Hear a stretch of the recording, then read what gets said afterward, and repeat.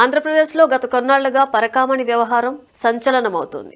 ఈ వ్యవహారంలో ఇప్పటికే అధికారులు విచారణ వేగవంతం చేయగా కీలక సాక్షి సతీష్ కుమార్ అనుమానాస్పద స్థితిలో ప్రాణాలు కోల్పోవడంతో ఈ కేసు మరింత ఉత్కంఠను రేపుతోంది. ఈ కేసుకు సంబంధించి ఇటీవల వైసీపీ నేతలు స్పందిస్తున్న విధానం కూడా చాలా మందిని ఆశ్చర్యపరిచింది. పరకామణిలో చోరీ వ్యవహారాన్ని మాజీ ముఖ్యమంత్రి వైఎస్ జగన్ చిన్నదిగా కొట్టిపారేయడం, అతని ఆస్తులు టీటీడీకి రాసిచ్చాడు అని చెప్పే ప్రయత్నం చేయడం, దీనిని ఇతర వైసీపీ నేతలు సమర్థించడం వంటివి మనం చూసాం. ఈ వ్యవహారాన్ని సీరియస్ గా తీసుకున్న ఏపీ హైకోర్టు ఇటీవల కాలంలో కాస్త దూకుడుగానే ఆదేశాలు ఇస్తుంది. ఈ కేసులో సాక్షులుగా నిందితులుగా ఉన్న వారికి భద్రత కల్పించాలంటూ కూడా ఏపీ హైకోర్టు ఇటీవల స్పష్టమైన ఆదేశాలు ఇచ్చింది. దీంతో పోలీసు అధికారులు భద్రతను కట్టుదిట్టం చేశారు.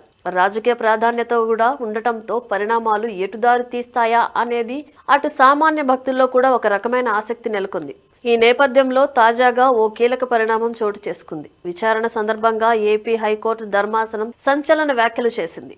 తిరుమల తిరుపతి దేవస్థానంలో ఆర్టిఫిషియల్ ఇంటెలిజెన్స్ ను వాడుకలోకి తీసుకురావాలని స్పష్టం చేసింది.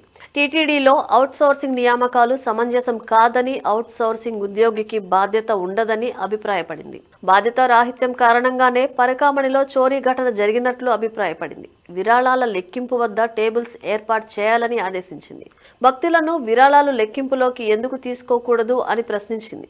ఆగమశాస్త్రం ప్రకారం లెక్కింపులో భక్తుల మనోభావాలు దెబ్బతినవద్దని, పరకామణిలో జరిగిన నేరం దొంగతనం కన్నా మించినది అంటూ ఏపీ హైకోర్టు సంచలన కామెంట్ చేసింది.